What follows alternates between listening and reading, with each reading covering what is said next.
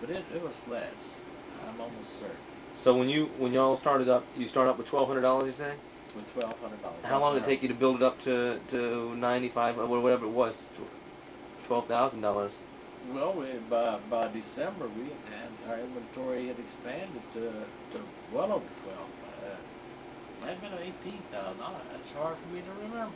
So you went into Houston with Herman to get the goods the first time around? Oh yes, Herman and I went into Houston and we bought this merchandise. A place called GI Surplus. Fella bought $700 worth of surplus tools and things from a fellow named Dale Ramsey. It wasn't guns and things like that. It was tools. No. It was toolboxes and tools and just a little bit of everything. Then we went around around the corner. That was on Louisiana and Prairie. And then we went around the corner to another surplus store. I don't remember the man's name. Autry was the name of his name. And we bought about $500 worth of clothing. Mm-hmm. And that was in 1946. Mm-hmm. And we came home and told Aunt Esther what we had done. We didn't have a location for our business. So she begged us to let her stay in business till January, and she would let us have the whole building. Had she already thought about retiring at that point? Oh, yes. Well, she never retired. She went back into business maybe a year later in Wharton. Mm-hmm. 2 years later. And didn't it have to be longer? She stayed with your mother till your mother passed away, didn't she? Oh, yes. So if this was in 46 or 47 that she went out and your mother passed away in 54, she had to be several years later. She was retired. The mother passed away, that's right. So must have from 47 to about 55, 56, she moved to Wharton. And about 57 or 58, she went there. We carried some old fixtures over there and old merchandise and opened up her store. And she was in business, I guess, 10 years, wasn't she? But she had her business like this. Half of what she took in went to her. Half went to Hadassah. Really? Well, no, I don't know Hadassah. She gave every charity. She gave Aunt Dora. She paid Aunt Dora a salary or something. They were in a partnership. And I think she gave Aunt Dora, I might be wrong, $100 a month. Mm-hmm. It was very small. She didn't die so much. She didn't take it $100. Really? She sure did, and she paid Social Security on Aunt Dora, and Aunt Dora got on Social Security. That was the only thing she had out of business. That's only other than what her children gave. Another thing Aunt Esther did, she started the memorial fund at the synagogue. When she passed away, she left the synagogue, I think, $5,000. Mm-hmm. And that was the basis of the synagogue memorial fund, which is now over $30,000. Really? So the trust fund? Trust fund. Uh-huh. And the way she gave it, it was amazing because nobody would have thought about it. She gave it where the synagogue can't use anything but the interest. The trust fund has to stay intact. That was her idea? Mm-hmm. Or someone talked her into doing it that way? I believe Dad. Was it us? It might have been Dad. I don't know. She wanted to leave the show something. I think I don't remember if it was us or Dad or who recommended it. That was in her will, and that's what Carried out that way. their wishes were, and that's the way it carried out everything. We never had no problems as far as when anyone passed away. They got to say like Grandmother Lima, and grandfather Papa Joe, and Aunt Esther, and of course, I guess your parents were the same. Your mother's parents were the same. We had no problem in, greed or anything. Mm-hmm. This is what they wanted, and their wishes were carried out. Like I was telling Myra before, that we've never touched the silver. The safe has never been opened since Dad passed away. Hmm. This bottom safe here is No. The bottom this one. Yeah, we moved over here. Remember? So I told Meyer that if anything should happen to any one of us, that all the silver that's in the safes are undivided. And so we should divide it. I had no idea. I told Meyer the only fair way I see of doing it is that maybe get all the grandchildren that are interested and let them, or the surviving spouses, and let them just reach into the boxes of silver and take out the same amount. That one gets $1, the other one gets a choice of $1. No looking at dates or nothing. What were some of the bigger trials and things that tribulations of having a business in the last 45 years? Some of the more difficulties that you've run through. I was talking to Uncle Herman earlier about people who. Bills. No, for the last 20 years. Y'all had a very good credit rating. For the last 20 years, we've had no problems as far as finance is concerned. I would say about the last 20 years, we've always paid our bills promptly. Our credit rating has been excellent. You have it done in Bradstreet, don't you? Yes, we're in Dun Bradstreet. I just got our We just got a new rating. statement. I think it's 31A. You gonna take a picture of it? Oh, cool. Think you can?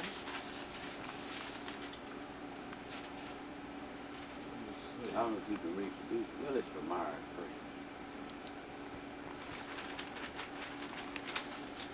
You gonna want me to come later? You going? Is Michael here? Here, here. You gonna come and pick Mike? I'm supposed to meet him here. Mike, did you stay here and I'm gonna go on when he comes? You come out. Okay? Rating, yeah, 3A1. 3A1. You wanna? Yeah, this is done in Bradstreet. Yeah. Huh. So that's where we're at through the present time. We really had a good relationship. I don't know if I recommend one thing with partnerships. It'll be partnerships. You can't look at one gets and the other doesn't. It's whatever you need.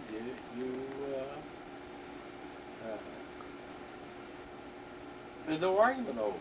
How did you choose to go into partnerships with your brothers? How did that work out? Did you always? Oh, well, no. In 1946, must have been August, I can't remember the exact date, I'd say somewhere around the middle of August, Uncle Herman was working in Houston for a liquor store. And he'd come down to Bay City. He'd come down to Old Ocean see if he could get a job. He'd quit his job. Came down to Old Ocean see if he could get a job on Phillips. But they weren't hiring, and he'd come through Bay City.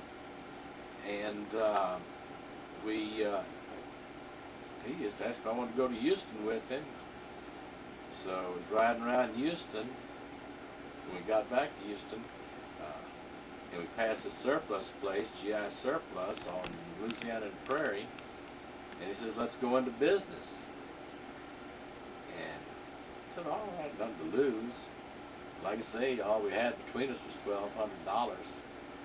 And went in, we met this Dale Ramsey, and we asked him to pick us up in inventory. It must have been about 5 o'clock in the evening, wasn't it, Herman?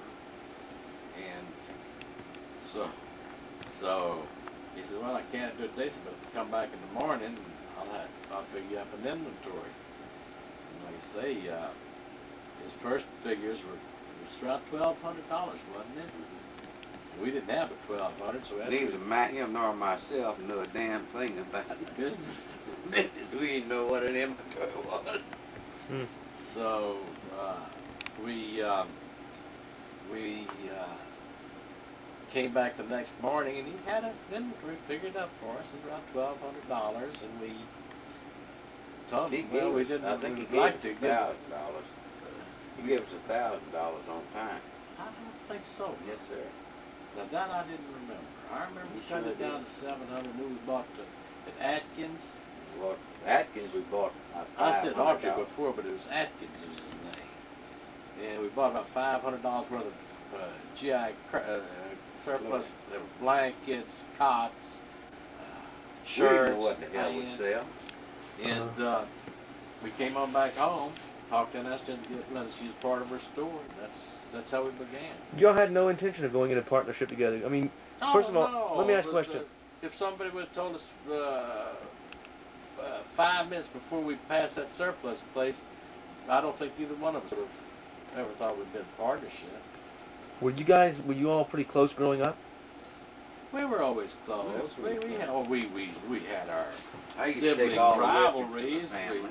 We had our sibling rivalries, but we were close. I don't think you'd find anybody was closer than we were. But you had no intention of going into business together. What was your ambition as a kid, as a young man coming out of the military? Did you really have any clue as to what you were going to do with your life? I guess I was going to go to work for my father's grocery store. I didn't know anything. Of course, your father had gone to New Orleans and was working for his brother-in-law, Leon Rosenzweig. Herman had opened a little grocery store in Houston. I didn't like that. And I came back. I really didn't have anything other than maybe running my father's little small grocery store. And when the opportunity came, August of '46, I do remember the day of the Texas City disaster. And Esther and I had gone to Houston. I don't remember what month it was. It might have been late July or something. And we went to a surplus place. We were thinking about going into I was thinking about going into some kind of business.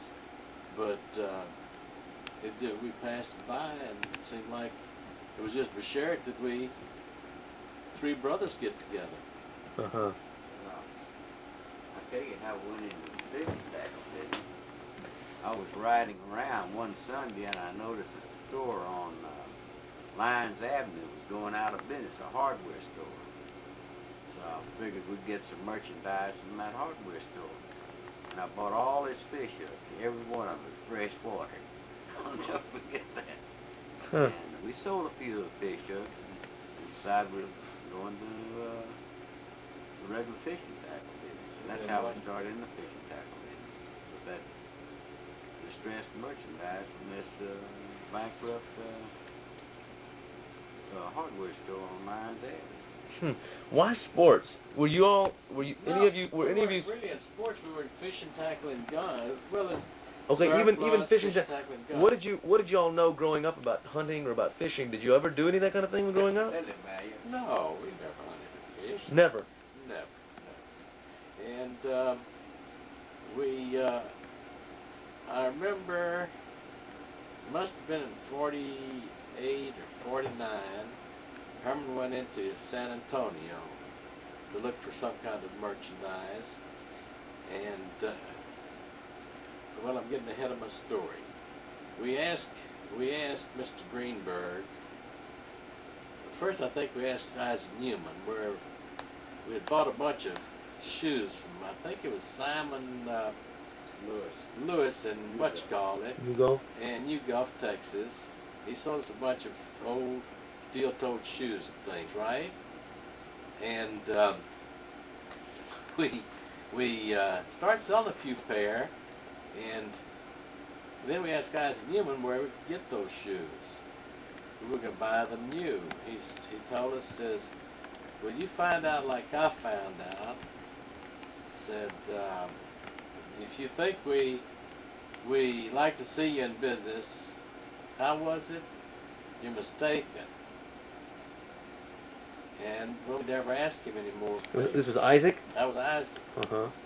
And one day, Herman asked Mr. Greenberg, Mr. Pop, we always called Pop Greenberg. We never called him Mr. Greenberg. Pop Greenberg. Everybody called him. If he had any, distressed merchandise he wanted to get rid of. And the words he said, he says, I'd burn them up before I'd sell them to you. And, Did he say it? Got it either. Did he say it? Those exact words. Did he say it maliciously, or he was? He said it maliciously. Anyway, it wasn't. In other words, he told us he didn't want us in business.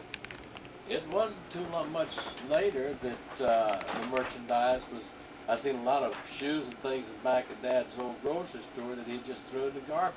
Mm-hmm. And anyway, after that happened, Herman decided he was going to go to San Antonio, maybe could find some merchandise.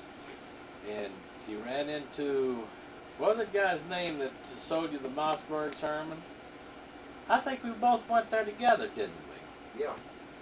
We both went to San Antonio together. Sidney took care of the business. And we found this fella that sold us a bunch of Mossberg shotguns. And then we found a Do you southern... remember his name? I don't remember that old man's San name. Antonio Hardware. No, there was... No, there was another guy, Herman, an old man, had it in his, down in his basements in Mossberg. That was in Corpus Christi. No. Man was You're Corpus- thinking of the one that got us the Browning franchise. But Through the years, Myron, Yeah. everything that was done, we had help from somebody that Come here. prevented it. there he is. No, Michael Wadler. How you doing? All right, how are you? I'm sitting at his desk. Show 'em my, It hasn't my changed. file. Hasn't changed in the last 25 years. He still can't find anything on there. His Due glasses to Abram Denn, I got a perfect file now. Abram did this thing. Sure, they still got his handwriting on there. And there's still all the He clipboards built on the wall. frames and everything. And he said his inspiration are these pictures he's got back here, the 5 sisters. There's Aunt Dora, and Grandma Blema, and Aunt Hannah, and Aunt Esther, and Aunt Rosie Donenfeld. And there are the Den kids when they were... How long ago could that picture have been taken of the 4 of you? I could have been over 10 years old? That was behind the old... I was 10. Wasn't that behind the old Franklin Theater? I think so. And there's a picture of the Dens. Look at your dad. That's Sydney? And this is Dan. Yeah. This is Ethel Lee. This is me. I was bigger than all 3 of them put together. You were bigger? Yeah. Uncle Herman, tell me the story. You always tell a story about your baseball experience on Shabbos. Dad left house on a Shabbos morning. He said, When was this? Was this Shabbos? yeah, Shabbos. Yeah. And he was working on Shabbos, your father? Yeah, he stayed in the store. Mother worked. Uh-huh. He didn't touch money on Shabbos, though? He did. I think he did. Would he drive on Shabbos then? No, he wouldn't drive. He never smoked and never drove on Shabbos except one time in his life. Uh-huh. We'll talk about that tomorrow then. Now, go ahead. What happened? So in the morning... So he said, be sure to come to the store. I need you this morning. Well, I wasn't making So, fortunes on the morning. I was one of the guys that never pass up a baseball game. I love to play baseball. Everybody's empty except our store. And I stopped off and I saw a baseball playing game, and I was always third base. I loved to play third base. Well, anyway, I played baseball till about 12 o'clock. At 12 o'clock, here comes Father across the field, and he says, Herman, I want to take you home. I want to talk to you. Really? He took me home. His base hit. Did you know what was going to happen? I expected it. Yeah. Was he pissed off when he came towards you at the game, or he was real nice? No, he wasn't hostile at all. He just says, come with me. I want to take you home.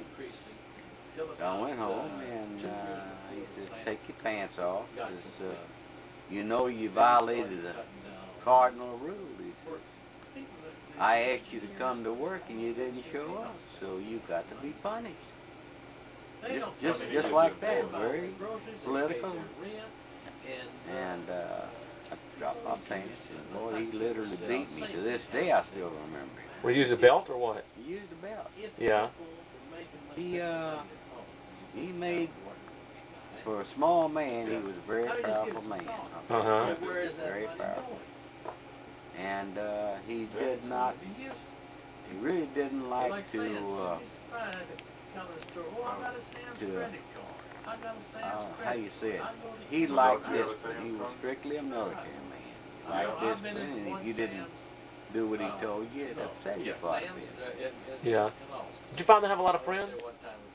I think he did. Did your father have any friends? I'm not saying acquaintances, I'm saying friends.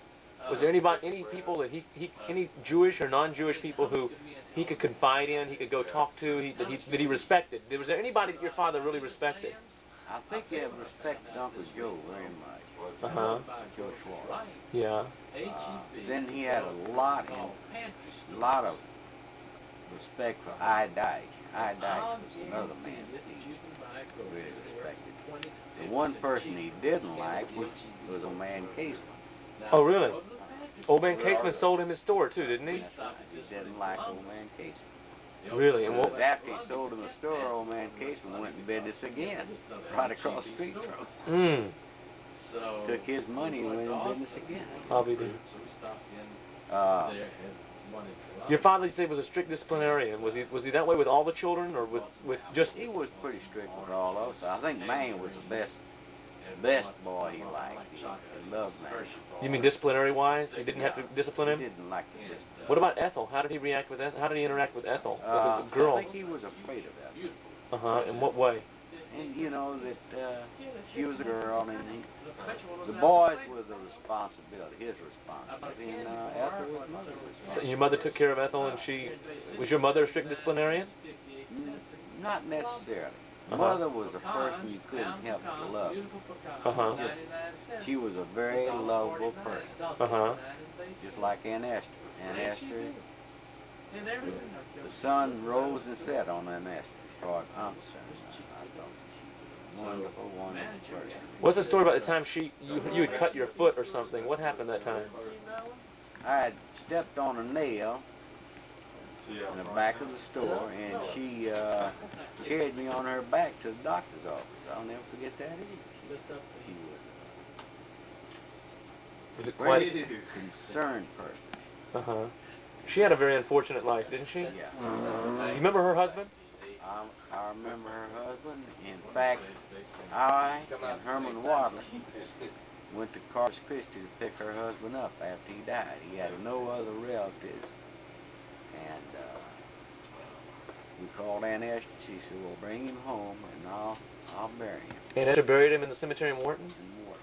But you and Herman Wadler went to pick him up? Herman Wadley and I went to pick him up. What, just in the car, in your regular? No. We made arrangement with the undertaker for him to bring him to Wharton. Uh-huh. And we picked out the casket and everything. Huh. Picked out an off-got casket for him. And we brought him to Wharton. Huh.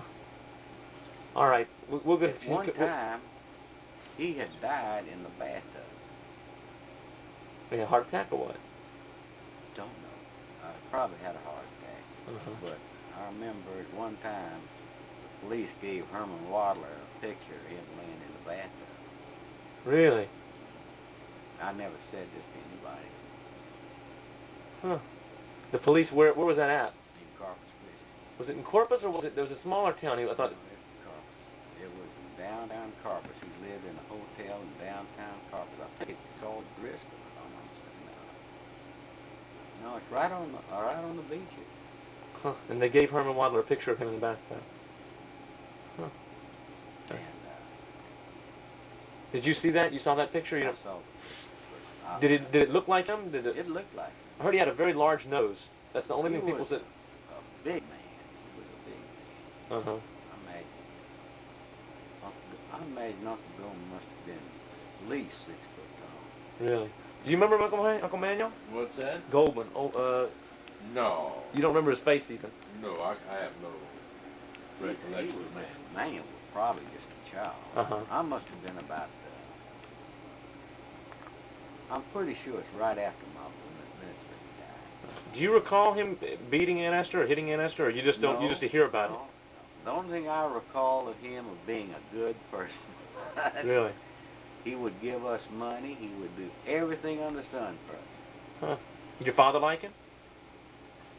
I think Papa did like him, you know. He didn't have nothing against him.